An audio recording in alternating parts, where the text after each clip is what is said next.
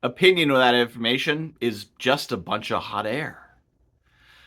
Lately, over the last few years, more and more people have felt that their opinion needs to be heard. Now, if you have an opinion because there's something you really care about and you really follow it, yes, your opinion should be heard. It's a valuable part of the discourse.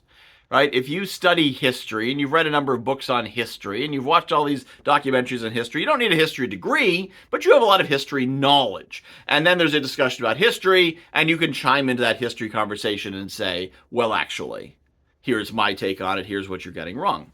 Great. That's awesome. But if you have all this information about history and suddenly something comes out about medicine and you're like, I have an opinion about that too, but it's just pulled out of your rear end, then keep your mouth shut. Your opinion is not useful. Opinions without information are just noise. There's a saying about opinions. Their opinions are like buttholes. Everyone has them and most of them stink. Just having an opinion is easy, especially when there's plenty of people out there to share an opinion with you, to give you an opinion. People whose job it is to say, this is what your opinion should be. Here's some hand-picked facts. Here is some curated facts for you that fit your existing worldview, and here's the opinion that they should give you, and off you go. And then we see these arguments online that are past each other because neither side knows anything they're talking about.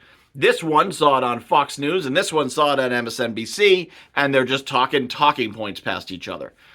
I don't have to watch Fox News to know what Fox News' position is on something, and it's not just Fox News, there's a whole sphere there, because then someone will say, well, I didn't watch Fox News, this is my own opinion. No, it's the opinion you got from 7 of your friends who got them from the same podcast and ecosphere of information, and this occurs on the right and the left. There are ecospheres of information where people hear it from a few friends and assume it is true, because in the past, that used to be the case. If you heard it from 5 separate sources, it would be true. Now you're hearing it from 5 separate sources who heard it from the same one source, and now it sounds like it's true.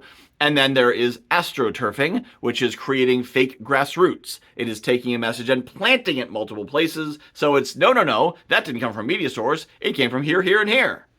All of which came from the media source. So if you want to get into a conversation, get information and then do so. So if you want to discuss Charlie Kirk's words and if they were good or bad for society, watch some of his content first. Don't just take summaries from other people. Watch some of his content. Whether you want to argue that he was a God-fearing, Jesus-loving man who was spreading the gospel, or you want to argue that he was a hate-monger trying to destroy and divide America, watch his content first so you have that basis that you're coming from. If you want to discuss something about history, maybe read a history book or at least watch a couple documentaries first so you have that concept of where you're coming from. Most people who use the word woke pejoratively have no idea that it was a byword for the black movement to help black people get the rights they deserve, their equal rights, for almost 100 years before the right co-opted the word. They don't know the history. The history is not hard to find. You can Google it. It's on Wikipedia. It's on a number of YouTube videos. But they say, well, I already know. Someone already told me. An influencer already told me. That's why I know. You don't know. One person told you. Check the source. In the old days, I never believe anything on the internet. Oh, you can't believe the media. I got to check a second source. Now, well, the media I like told me, so it must be right. Have I fallen for that? I have. Have you fallen for that? Probably. So I encourage you, trust but verify. As one of my least favorite presidents said, trust but verify. Whatever it is that you think is true, you're like, oh, I love this fact, I want it to be true.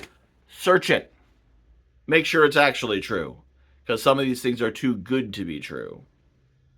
And if it's not true, then your opinion is just another butthole.